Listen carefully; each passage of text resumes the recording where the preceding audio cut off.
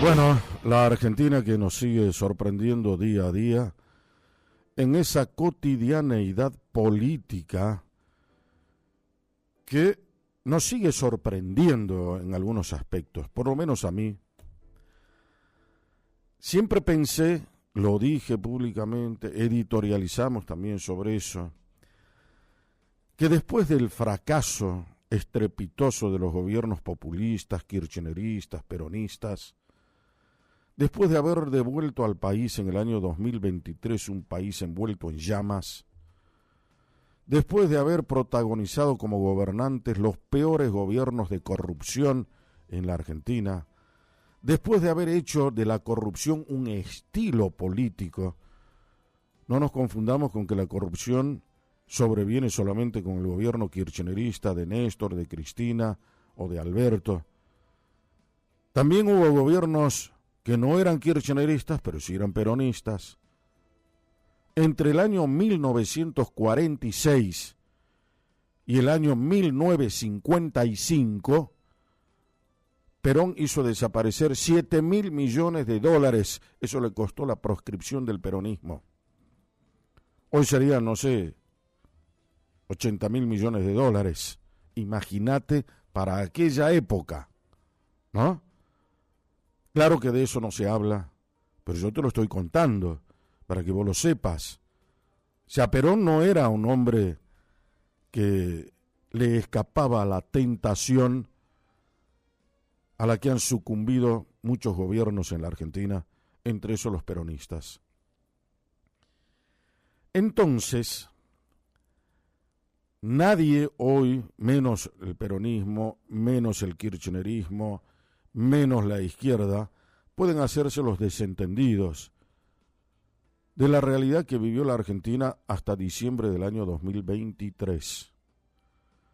En esta historia del cambiar el país, introducir un cambio para realizar una metanoia, que es la transformación profunda de la realidad nacional, teníamos que estar todos, según mi visión, todos, acompañando ese proceso, pero con convicción. ¿Cuál es la diferencia entre el pueblo populista y aquel que no lo es? En que los populistas son débiles, son flanes. Los ajustas un poco y empiezan a llorar. Winston Churchill, cuando le tocó asumir luego de la Segunda Guerra Mundial, le prometió al pueblo inglés sangre, sudor y lágrimas, y se levantaron de nuevo, reconstruyeron el imperio, siguieron gobernando, se hizo otra vez grande Inglaterra, el Reino Unido, y están todavía parados allí. A nosotros nos dicen eso, lloramos, nos matamos, nadie quiere el sacrificio. Todos los días los titulares que cada día se necesita para ser pobre, 1 millón y pico, que esto y que el otro, que el pobre. La elección en la Argentina es clara. O salimos de esta o nos quedamos adentro. Y si nos quedamos adentro, podríamos haber elegido en el año 2023, en vez de a este señor que se llama Milei, a Massa. Y hoy la Argentina estuviese totalmente desintegrada, canibalizada por la inflación, por la pobreza, por los parches, yendo a llorar de rodillas a que alguien nos auxilie en el mundo, que nos vuelva a prestar plata, que vengan acá las comisiones del fondo, de Venezuela, vaya a saber a quién le hubiese, a los chinos le hubiese pedido Massa, no sé. Ya hemos vivido esa historia. Acuérdense la escena de la gente comiendo el gato, que esto, que el otro, los robos, ¿no? La violencia social en las calles, los robos, todo. Bueno, así estaría hoy la Argentina, donde nadie respeta absolutamente nada y menos la ley. O sea, el caos, la anarquía hubiese explotado mucho más de lo que ya estábamos conociendo hasta antes. Sin embargo, nosotros queremos aflojar. No nosotros, algunos quieren aflojar. Dice, no, es mucho, ya está, listo, que cuando viene. La Argentina vivió 80, 90, 100 años de despilfarro económico, de robo.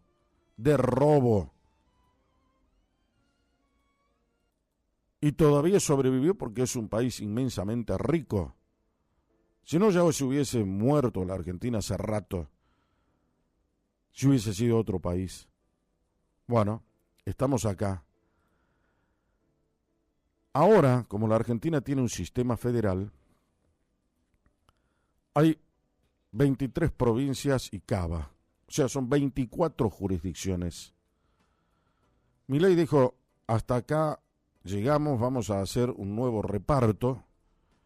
Seguimos con la vieja ley de coparticipación federal del año 1988. Una ley vieja, anticuada, que debería modernizarse. Pero sin embargo, bueno, soportamos estoicamente que la nación se quede con los dineros que en muchos casos corresponden a las provincias. Como bien dijo el gobernador Sáenz, las provincias no van a pedir limosna a la nación, van a pedir lo que les corresponde por derecho propio, porque es justo, porque es correcto, porque así corresponde que la nación le dé a las provincias lo que las provincias reclaman como suyo. Por eso hizo bien decir, no pedimos limosna. Ahora los gobernadores del norte se dieron cuenta que el gobierno de Milei cuando habla en serio. Y se están empezando a alejar un poco esos que eran llamados gobernadores dialoguistas. Te cuento esto para terminar, ya vas a ver cómo. ¿Quiénes eran los dialoguistas norteños? Raúl Jalil, por ejemplo, Catamarca, Osvaldo Jaldo de Tucumán, que fue el que mejor letra hizo, igual que Jalil, ¿no?, que lo acompañó a Milei y demás. Y el propio Sáenz de Salta, que acompañaron muchas veces las leyes que le permitieron al gobierno aplicar la famosa motosierra en el Estado, al padecer una, ¿qué te puedo decir?, inclusive al padecer una sequía de fondos federales que sus pares opositores a la gestión libertaria no la tenían. La crítica feroz del presidente en contra de todos los jefes provinciales, que es lo que te hablaba hace rato a modo de comentario, sin haber salvado a quienes lo acompañaron desde que se sentó en el sillón de Rivadavia, tras la derrota del oficialismo en el Senado de la Nación, obviamente que profundizó la grieta y abrió un nuevo escenario político. En Jalil y la senadora nacional Lucía Corpachi, que es presidenta del PJ provincial y de estrecha relación con Cristina Fernández, titular del Partido Justicialista Nacional, se mostraron juntos después de varios meses, ¿no?, como para darte una idea. El encuentro público fue cuando ambos recibieron a las conducciones gremiales catamarqueñas de los organismos nacionales Vialidad, INTA y el INTI, en el marco de esas políticas de desguace que equivocadamente sigue el presidente, ¿no?, con estos organismos que son muy importantes. Nadie niega que tiene que haber una transformación. Ahora hay que saber cómo hacerla. No se puede hacer desaparecer todo porque costó construir y ahora hay que reformar. Sí, hagamos la reforma, pero que permanezcan los organismos, que sigan las cosas que le dieron origen a la Argentina e identidad propia, como es el caso, por ejemplo, del INTA y el INTI, ¿no? Bah. Ahora vienen las elecciones nacionales. Hay un cronograma electoral que fija, por ejemplo, las elecciones para el día 26 de octubre, elecciones nacionales, 26 de octubre de este año. El 7 de agosto hay que cumplir el tema de las alianzas, hay que presentar el 17, 10 días después, ya tienen que presentar quiénes son los candidatos. Y sin embargo, nosotros ya acá en Salta hemos tenido elecciones provinciales el 11 de mayo, con los resultados que todo el mundo conoce. ahora aprendamos de lo que fue el resultado de esas elecciones para no cometer los mismos errores en la configuración de listas, de candidatos, de alianzas para estas elecciones que vienen.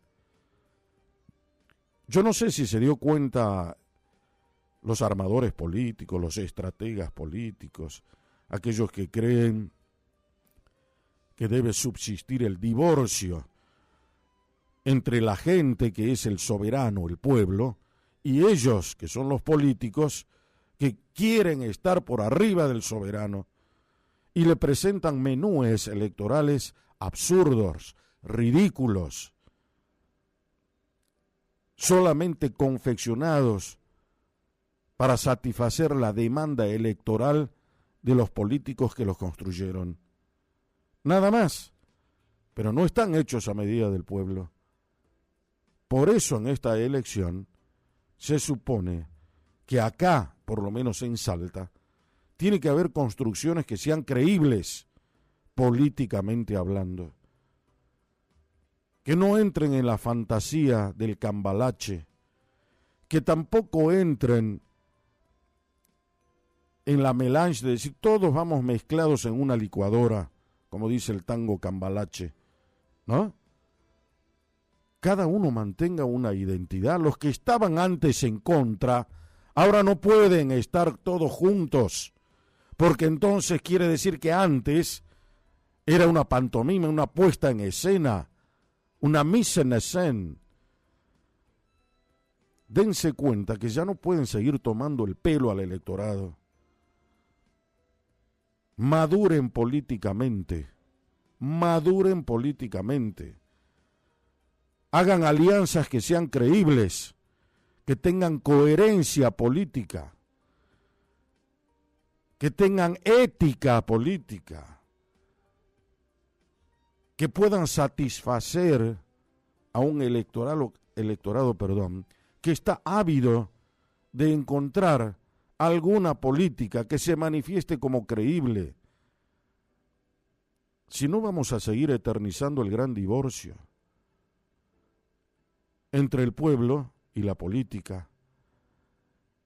Entonces los que estaban antes en las antípodas del pensamiento, que se criticaban, que eran grandes enemigos políticos, hoy no pueden aparecer como aliados.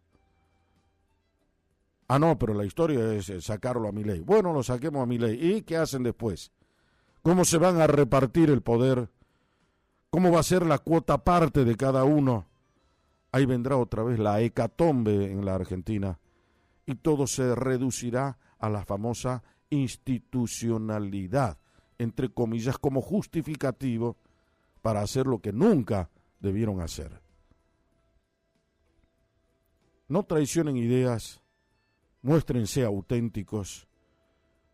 El programa de Milei va a seguir, programa político. Y ellos cada vez se perfilan con más autenticidad y hay más gente que lo sigue.